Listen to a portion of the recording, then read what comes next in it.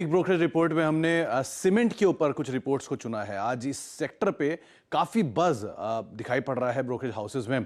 दो रिपोर्ट्स आई हैं। पहले तो एक सीएलएसए की रिपोर्ट आई है और दूसरी इंटरेस्टिंग रिपोर्ट जो आई है वो है जेफरीज को लेकर भी। पहले सीएलएसए की रिपोर्ट आपके सामने रखते हैं कि उसमें बहुत सारे टारगेट्स हैं जिनमें रिवीजन हुआ है और नए टारगेट्स दिए गए हैं ब्रोकरेज हाउसेस की तरफ से।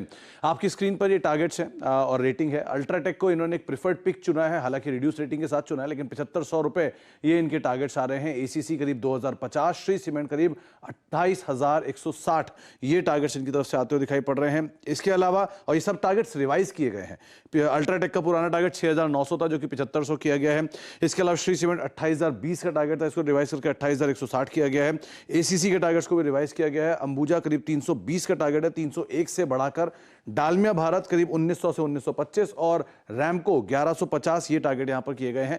मेजरली रेटिंग इनकी रिड्यूस भले हो, लेकिन टारगेट सब में अपवर्ड साइड पे रिवाइज किए गए हैं। दो तीन बातें इन्होंने बोली हैं कि एक तो स्पेस में तेजी रह सकती है गोइंग फॉरवर्ड, इनपुट कॉस्ट बढ़ेगी, यूटिलाइजेशन इंप्रूव होंगे और इनपुट कॉस्ट बढ़ने के बावजूद भी यहाँ पर जो कंपनी के नंबर से थोड़े बेहतर आते हुए दिखाई पड़ेंगे। और उसके अलावा जो सेक्टर में सबसे वेल पोजीशन्ड है वो है अल्ट्राटेक। उनको करीब करीब 7500 के टारगेट इसीलिए दिख रहे हैं क्योंकि इस सेक्टर में अभी भी डोमिनेंस बनी हुई है। सवाल में 125 मिलियन टन के आसपास की कैपेसिटी है और इस कैपेसिटी को कंपनी अच्छे से इन कैश गोइंग फॉरवर्ड कर सकती है।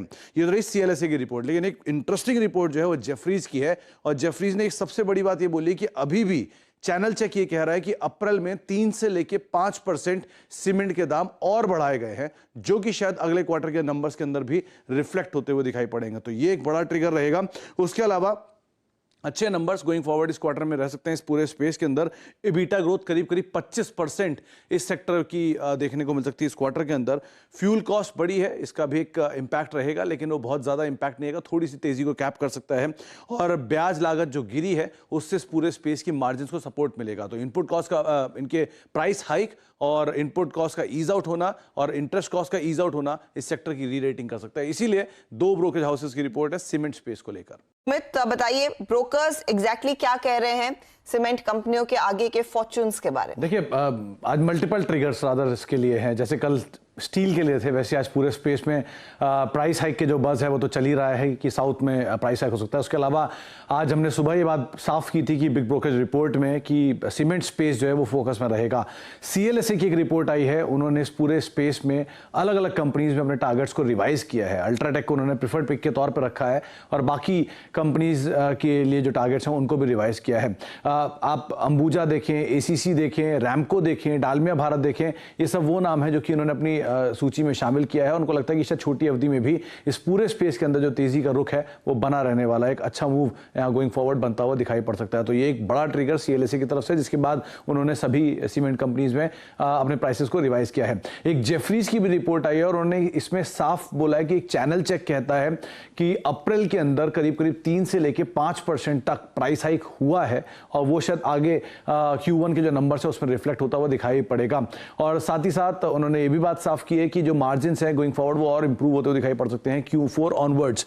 ये आपकी स्क्रीन पर सभी के टारगेट्स, अल्ट्राटेक करीब 7500 का टारगेट, एसीसी 2050 का, श्री सीमेंट 28,160 का टारगेट, 28,050 से बढ़ाकर 28,160 का टारगेट रखा गया है। इसके अलावा अंबुजा 320 का टारगेट, डालमिया भारत 1925, रैमको सीमेंट करीब 1150 का टारगेट यहां पर भी आता हुआ दिखाई पड़ रहा है। और इन सब के लिए जो टारगेट है वो आप देखेंगे कि मेजरली सब में ही टारगेट को रिवाइज किया गया है लोअर से अपर एंड के आसपास। तो प्राइस का रिवीजन, सीमेंट के प्राइसेस का बढ़ना, बेहतर आउटलुक, अच्छे एबिटा नंबर्स, कॉस्ट का रैशनलाइज होना और मार्जिन्स का स्ट्रांग होना, ये कुछ ट्रिगर्स हैं जो कि ब्रोकरेज हाउसेस मान रहे हैं, जिसके आधार पर एक अच्छी तेजी आज देखने को भी मिल रही है।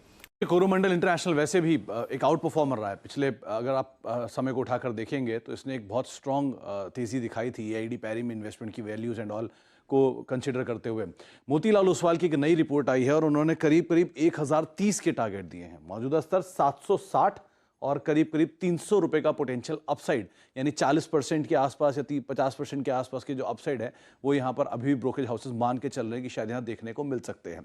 क्योंकि कंपनी के साथ 3-4 बड़े ट्रिगर हैं। एक तो बहुत स्ट्रांग कैश फ्लो की बातचीत की है कि आने वाले समय में देखने को मिल सकता है और जैसे जैसे सब्सिडीज मिलेंगी इस कंपनी को वो इसके कैश फ्लो को फर्दर बूस्ट करता हुआ दिखाई पड़ेगा। इन्वेस्टमेंट वैल्यूज तो वैसे इस कंपनी के पास बहुत अच्छी हैं। मुरुगप्पा ग्रुप ओन्ड कंपनी है और देश के माने जाने ग्रुप में उनका नाम शुमार है। एनपीके, डीएपी और साथ साथ यूरिया, इनके वॉल्यूम्स में थोड़ा डिक्लाइन आएगा, लेकिन जैसे कल यतिन ने बताया भी था कि इनके प्राइसेस में एक बड़ा रिवीजन हो रहा है और अगर ये रिवीजन होता है तो ये स्पेस के लिए एक री रेटिंग की पॉसिबिलिटीज दिखाई पड़ेगी, खासतौर से इस तरह की कंपनीज के लिए। और साथ ही साथ FY 21-23 के लिए जो EBITDA ग्रोथ है वो 10% और प्रॉफिटेबिलिटी ग्रोथ करीब 18% बढ़ने का एक अनुमान लगा के चला जा रहा है। तो मेजरली ब्रोकर हाउसेस पॉजिटिव हैं स्पेस पर भी और पर्टिकुलरली कोरोमंडल इंटरनेशनल पर भी।